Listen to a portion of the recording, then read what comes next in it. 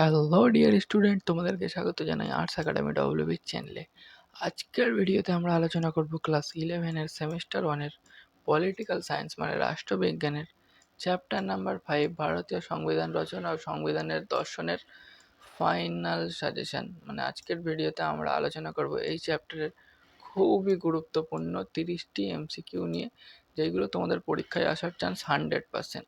আর হ্যাঁ, ভিডিওটি শুরু করার আগে তোমাদেরকে একটা কথা বলে রাখি, এই পিডিএফটা আমি তোমাদেরকে দিয়ে দেবো। পিডিএফটা পেতে গেলে ভিডিওটা শেষ পর্যন্ত দেখতে হবে, তাহলে জেনে যাবে তোমরা কিভাবে পিডিএফ পাবে। তো চলো ভিডিওটা শুরু করি। সংবিধান প্রণয়নের ধারণাটি প্রথম প্রণয়ন করেছিলেন ডক্টর মানবেন্দ্রনাথ রায়। গণপরিষদ গঠিত হয়েছিল 1946 সালের 7ই ডিসেম্বর।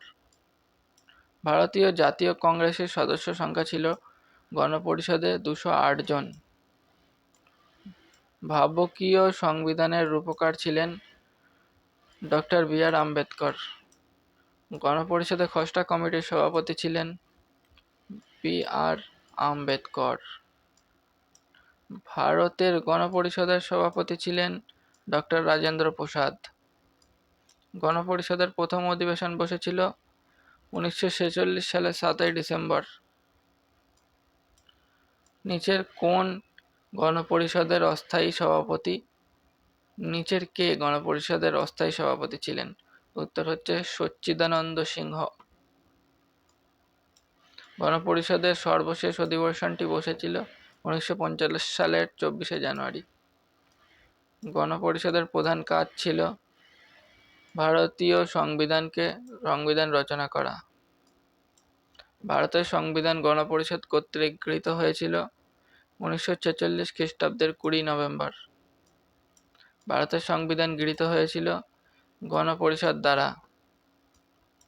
ভারতের সংবিধান কার্যকারী হয় কবে? 1950 খ্রিস্টাব্দের 20 জানুয়ারি। ভারতীয় সংবিধান তৈরি করতে সময় লেগেছিল 11 মাস 17 দিন 2 বছর। ধর্মনিরপেক্ষ শব্দটি ভারতীয় সংবিধানের প্রস্তাবনায় যুক্ত হয়েছিল 42তম সংশোধনে। ভারতীয় সংবিধানে 14 থেকে 18 নং ধারায় ড্যাশ অধিকার প্রদান করা হয়েছে? সাম্যের অধিকার।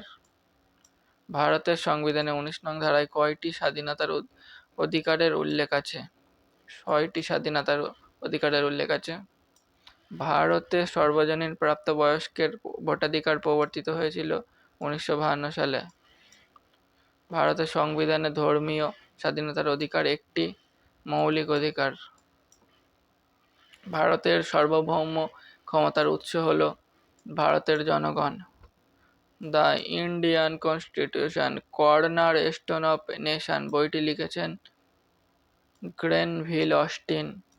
গণপরিষদের অধিবেশন মোট হয়েছিল 11টি। Doctor B.R.. আম্বেদকর গণপরিষদের সভাপতি ছিলেন। খসড়া কমিটির শূন্যস্থান পূরণ 1939 সালে 19 নভেম্বর গান্ধীজি ড্যাশ পত্রিকার মাধ্যমে গণপরিষদের প্রয়োজনীয়তা সম্পর্কে তার সুস্পষ্ট অভিমত ব্যক্ত করেন হরিজন পত্রিকার মাধ্যমে। ভারতকে সার্বভৌম বলা হয়েছে তার কারণ হল অভ্যন্তরীণ ও বাহ্যিক দিক থেকে চরম ক্ষমতার অধিকারী। ভারতীয় সংবিধানে সরকারি ভাষা হিসেবে স্বীকৃতি দেওয়া হয়েছে মোট 22টি ভাষাকে।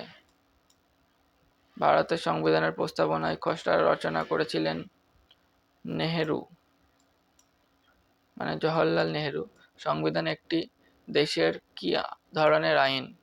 মৌলিক আইন।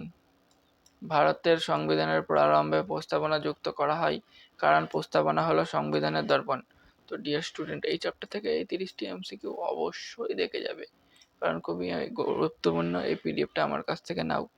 পিডিএফটা পেতে গেলে তোমরা আমার স্ক্রিনে হোয়াটসঅ্যাপ নাম্বার দিয়ে দিচ্ছি, সেখানে লেখো class 11 semester 1 political science chapter 5 ভারতীয় সংবিধান রচনা ও সংবিধানের দর্শনের ফাইনাল সাজেশন। তাহলে পিডিএফটা আমি তোমাদেরকে দিয়ে দেবো, এটা তোমরা পড়ে নিতে পারবে ভালোভাবে।